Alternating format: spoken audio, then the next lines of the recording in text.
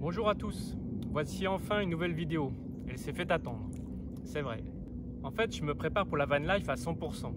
Mais j'avais pas réalisé, même pas imaginé combien j'avais de choses à régler dans ma vie, de choses à réorganiser pour mettre en place cette transition que j'ai prévue dans une année. En fait, pour le moment, je suis à peu près à 70% dans mon van, mais je prévois d'être à 100% dans une année avec un nouveau véhicule. Et cette période de transition est vraiment particulière et plus compliquée à organiser que ce que j'avais prévu. Même si je trouve que ça se passe bien, je suis encouragé par les gens qui sont autour de moi. Vraiment, je suis motivé, ils sont motivés et il y a toute une dynamique qui est là et qui m'encourage en fait à me préparer à fond.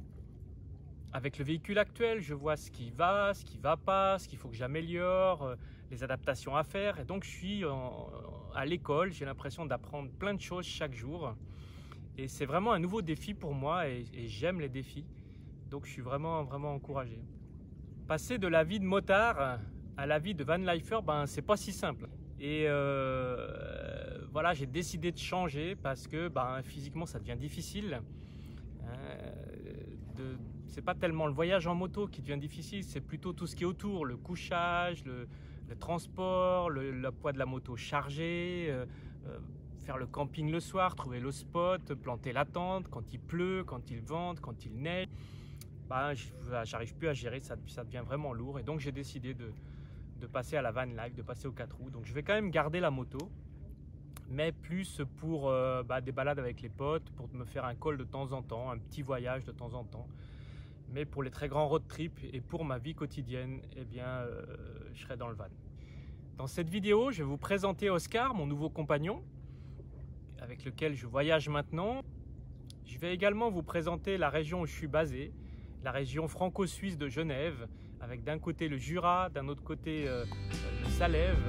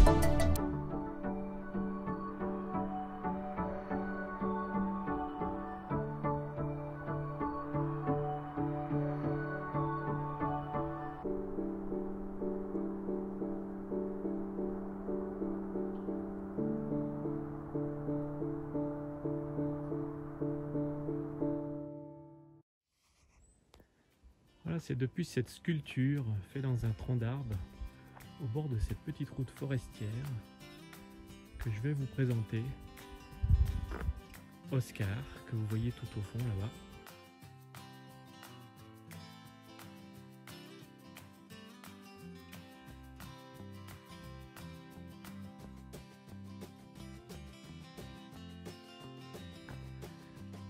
Donc Oscar est un Fiat Ducato de 2,3 litres, 150 chevaux, aménagé camping-car par World Car. C'est une marque de Possol. Et ce modèle, c'est le R640, c'est le plus grand de la gamme en fait, chez World Car, tout simplement parce qu'il fait 6,40 m.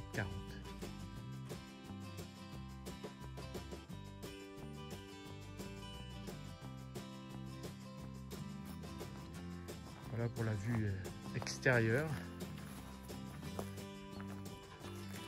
Donc, du côté droit, vous avez ici le bouchon de remplissage pour l'eau, les cuves d'eau. Il y a 100 litres d'eau potable. On va dire 100 litres d'eau claire, on va dire. Un porte-vélo 2 places.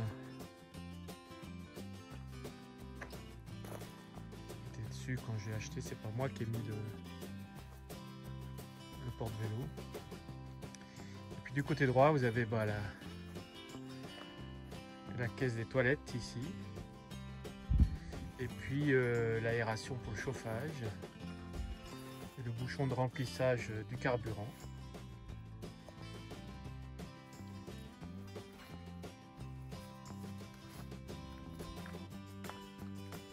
Voilà pour le tour extérieur. J'ai oublié de préciser qu'il y a une marquise, comme on dit en Suisse. Peut-être qu'en France on dit plutôt un store sur le côté qui fait toute la longueur du camion, dont je me sers absolument pas. Je m'en suis servi une fois quand j'étais dans un camping avec des amis, et c'est la seule fois où je suis allé dans un camping.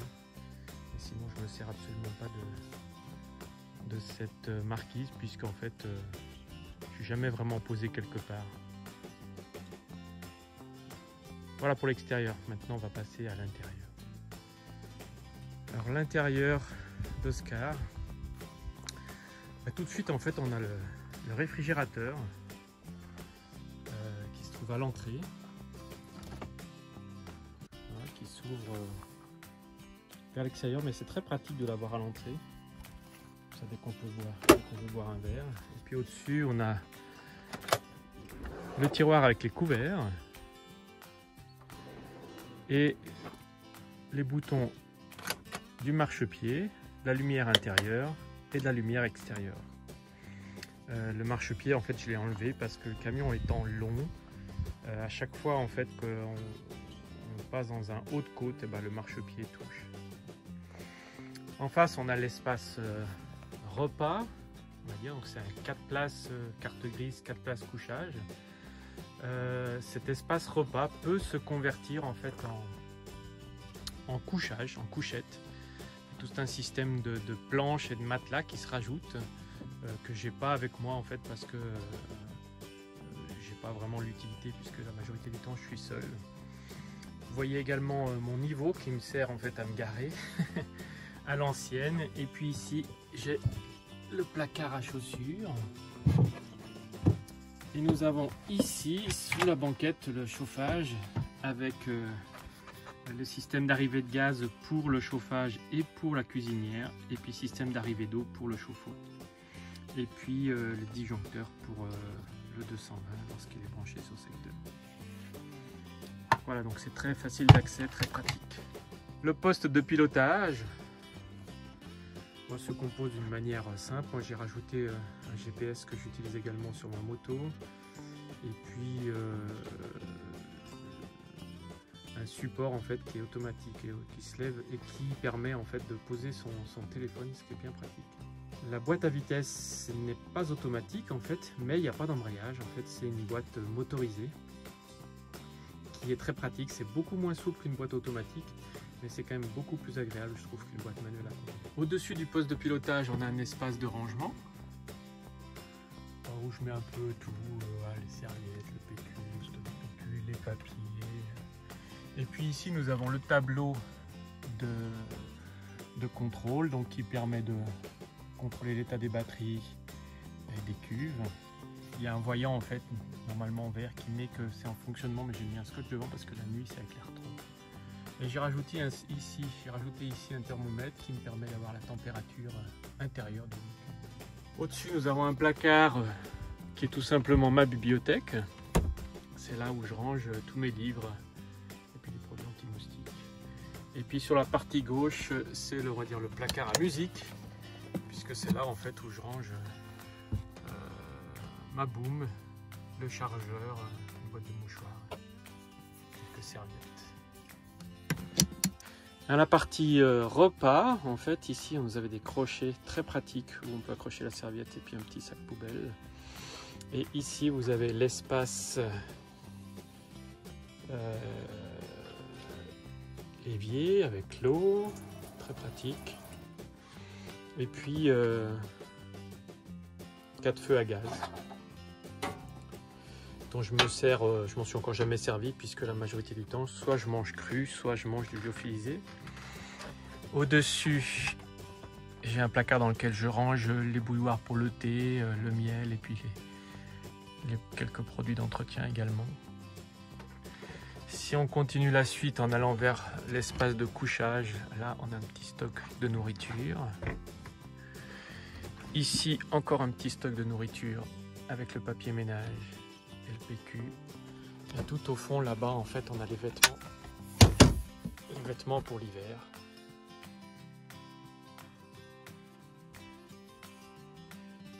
Donc si je continue le tour vers l'arrière de la couchette, ben on a deux espaces d'ouverture en fait qu'on règle comme on veut avec des moustiquaires.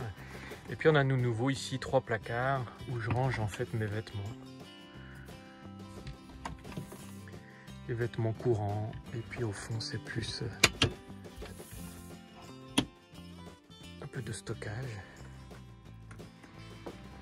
Et puis voilà, l'espace de couchage est très grand en fait, c'est pour ça que c'est 640.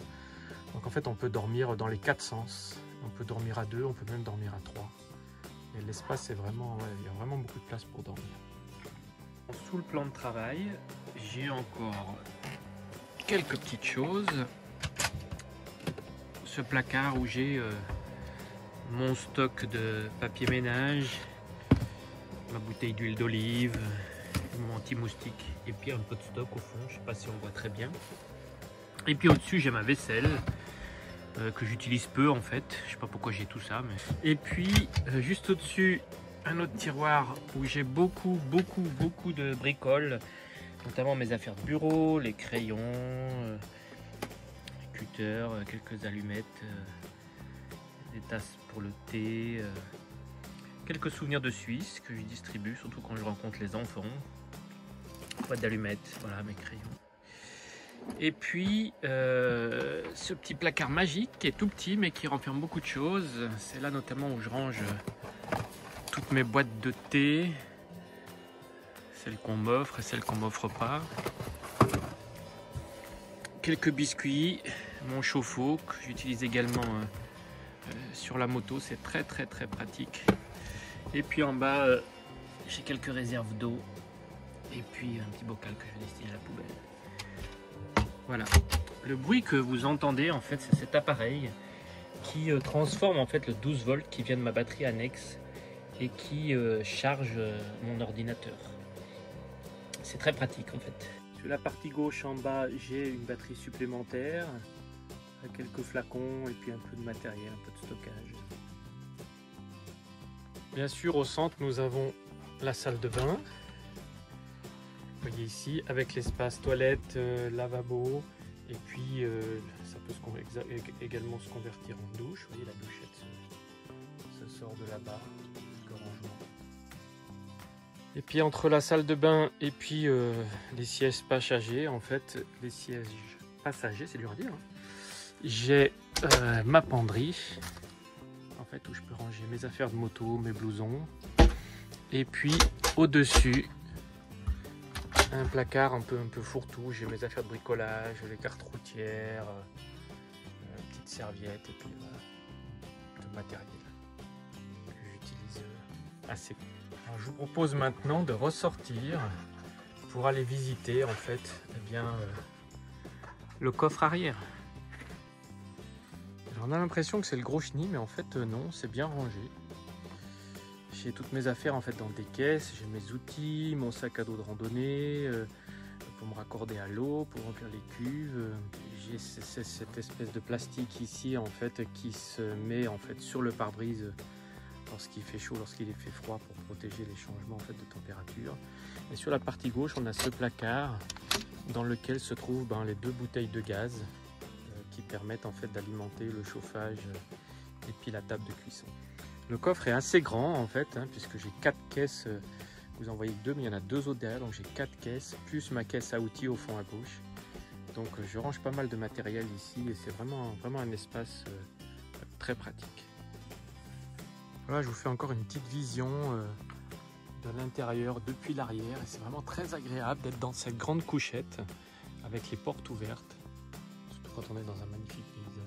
Bien sûr, ça reste un fourgon, mais c'est quand même spacieux avec les 6,40 m de longueur.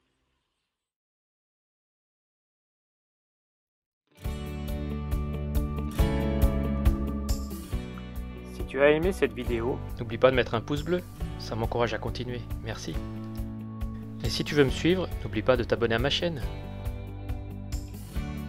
Je suis également présent sur Instagram, où tu peux me suivre au quotidien. Et aussi sur Facebook, encore sur la route.